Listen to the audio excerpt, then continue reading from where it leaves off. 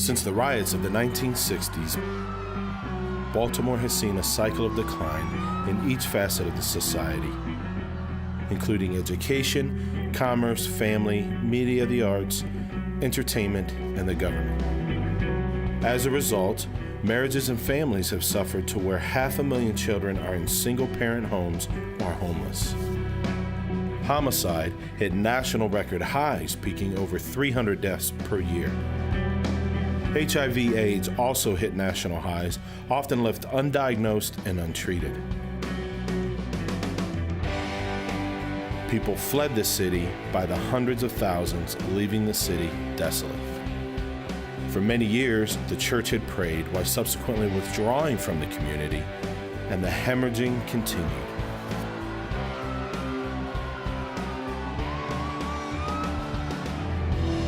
In 2006, things began to shift, and not only were people beginning to respond, but God began to move on the hearts of the church, business, and community leaders.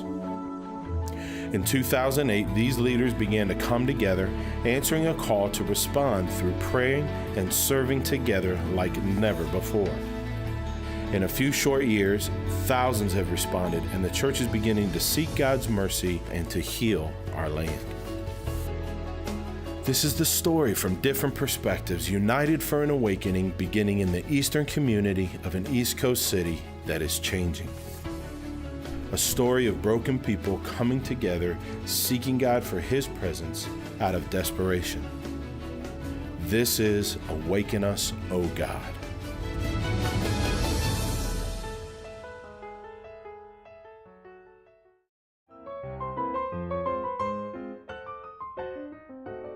Baltimore has a fascinating history. Baltimore has been a real centerpiece of American history. Baltimore has historically been considered the gateway to the Midwest, the port that was most accessible to goods flowing from the Midwest. And in fact, the first real highway that was built in the United States was built going from Baltimore to the Ohio Valley. It resulted in Baltimore being the fastest growing American city in the early 1800s. Baltimore was a city of such varied manufacture and commerce industry that just about anything you wanted to buy, you could find in Baltimore. Now, to hear my grandfather, my mother, and that generation talk about Baltimore, Baltimore was vibrant. Baltimore was still divided racially, but within the African American community, people lived together in the same neighborhoods, and so there was not a big class division. On one street, you would have the African American doctor, lawyer, preacher, but you would also have the laborer or the person who worked at someone's home. They were all one community, so they went to school together, they worshiped together, they lived together. That's how Baltimore was known. It was the land of pleasant living. A few people have that impression of Baltimore when they drive through the communities and the neighborhoods now. There's just been so much desolation. It was the riots of 1968 that really changed the face of Baltimore. During the riots, there were 10,000 federal troops that were here in Baltimore for those few days, and it was very much an out-of-control situation. And when it was all said and done, Baltimore was so damaged and so broken by what took place during the riots that those neighborhoods that were heavily damaged have never recovered. And anytime that happens, whether it's white flight, black flight, when people leave an area and the assets leave, then the city becomes depleted.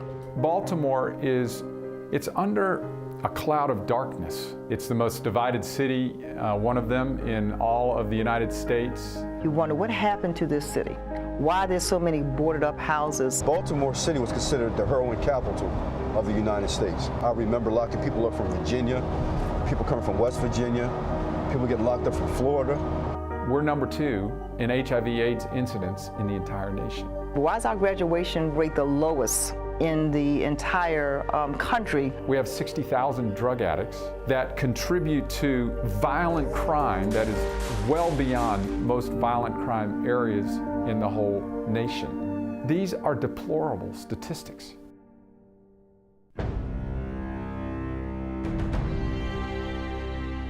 there wasn't being enough done by leadership to offset the problem of the way our streets were being plagued with drug trafficking, which left our streets, left our communities in such a horrific, desolate type situation.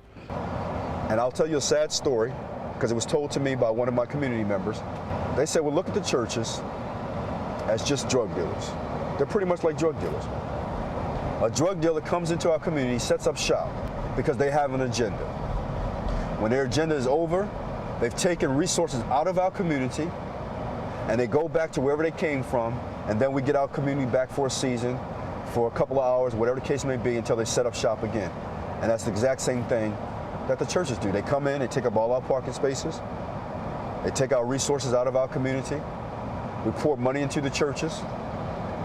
The church members, a lot of them don't live in the community, and then when they're gone, and they don't do anything for it. They don't give anything back to the community.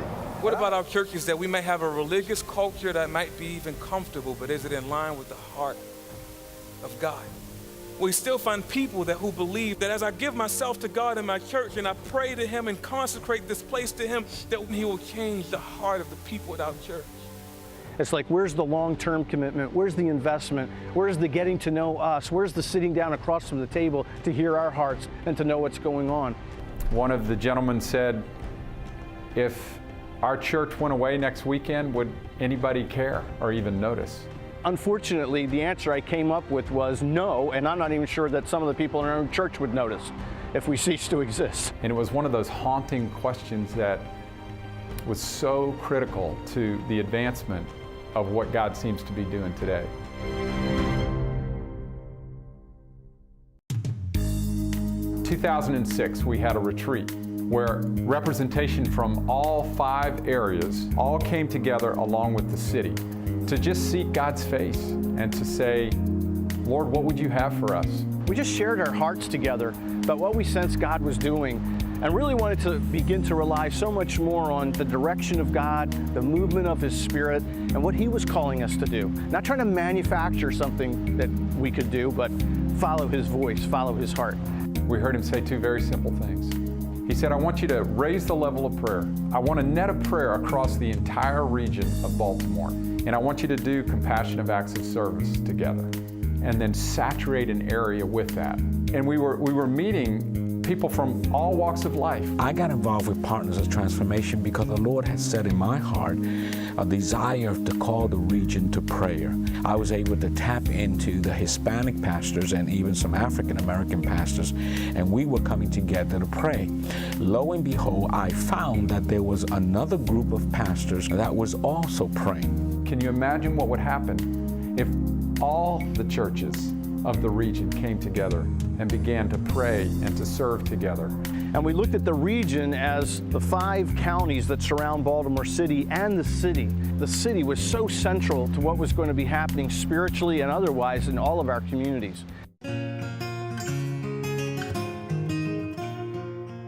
The power of prayer is extraordinary. And what God really wants to do in an area, whether it's my neighborhood, whether it's the whole region of Baltimore, to break through the strongholds, the challenges, the darkness that are in those areas, so that His will can actually happen. It's about connecting with the heart of God and finding out what is on the heart of God. And that brings about a change in us because we rule the earth from heaven. He taught us to pray, thy will be done on earth as it is in heaven. So as a picture for every one of us, earth actually is supposed to be a prototype of heaven. So what constitutes the standards in heaven are what we ought to be living on earth. So by prayer, we access what is in the mind of God, what are the proponents that God has for us, and we draw them down by prayer. So prayer is not just we talking to each other and mumbling jumbling around, but it's about actually connecting with a source that is our origin and pulling it into this environment so that this environment will be reached. After all, just like a building comes about because someone thought about it before he brought it into the natural. So we begin from the unseen and we move into the seen. So that is what the dynamic of prayer is doing amongst us, pulling things that normally you would not even think about into the things that you want to see happen. And that's exciting and it's thrilling, and lives are being touched and changed.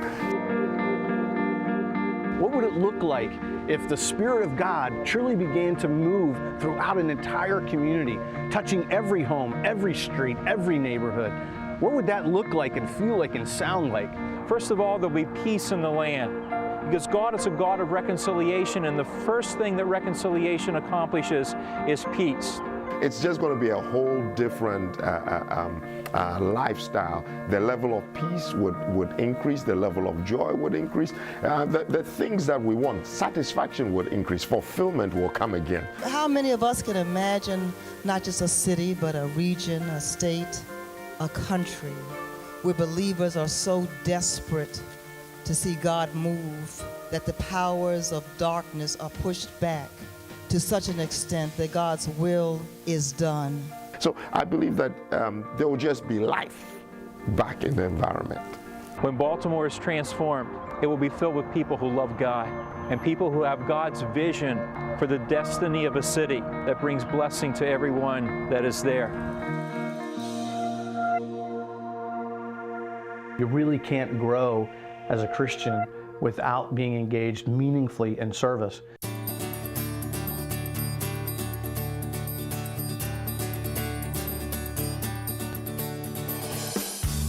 We've seen some amazing kinds of things happen just to the people in our own church because of their exposure beyond our own church walls.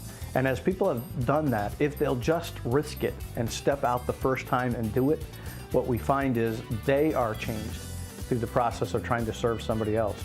We've been able to set a mindset into our community members that didn't want to get involved before. They were imprisoned in their own home. They were afraid. I'm going to come out my home, and I'm going to do what you said to do, and I'm going to engage my community and take hold of these strategies that you're implementing in our community. So I'm going to walk in my community where I haven't walked in 10, 15, 20 years because I've been too afraid. This is a very exciting time to see the churches come together, the community come together, city and county, seeing different people of different faiths, but of one God. I'm just excited. And that's what the churches are starting to do. They're coming together, they're walking in the communities on a regular basis and show the community that we're here, not just to be a church that's just take and take and take, but a church that cares because we're going to service our community. Now there's a whole group of people with a spirit of humility that are coming together and who truly desire to serve in our community. And the word's kind of gotten out that God can be trusted and His people can be trusted. We're not going to bait and switch you. We're not going to drum you with the gospel. We just want to serve you and love you in the name of God and this Jesus who gave His life for all of us. You are living proof of a loving God. About another name, so you too, you are living proof, you too, of a loving God. And so it's been gratifying and greatly encouraging over these past numbers of years, last couple of years particularly, to see the church beginning to come together around prayer and service. Here are a group of people who are looking for the same thing. We all want change. Everyone is born for change. Everyone is born to see things happen in that time. A diversity of pastors and leaders from across the region that have come together to pray for transformation in our city. When we come together, the synergy is different. And this time it's not about us, it's not about who is on top or who's under, it's we all seeking the same thing. And so we have a nucleus of African American, Anglo, Hispanic, Asian pastors that are just seeking the presence of the Lord in humility, asking God to step into our circumstances. One of the strategies that we heard the Lord give to us, raise the level of prayer, raise the level of service, and then saturate an area with that. We have all these people who have come together, and because we're doing things together now, if we just take care of what He said and walk out this vision, the crime will take care of itself. And so over the last couple of years, we've served in that district, we've prayer walked in that district, and a couple of weeks ago, the major let us know that they've had the lowest crime rate of any of the districts in the city. In the last week, we had a 61% drop in violent crime. 61%. We're talking East Baltimore. once known as the heroin capital of the country. Things are happening in our city that could not happen, would not happen if it was not for a praying body, for a praying church. And it's amazing that the Church of Jesus is uniquely positioned to do what others cannot do. We have the good news of the gospel. We know what it takes to change a life from the inside out, not just window dress it, not just try to make it better from the exterior, but truly to transform a life one at a time, and to see the cumulative effect of that transformation begin to impact a neighborhood, and then begin to impact a whole community, a region. That's God's heart.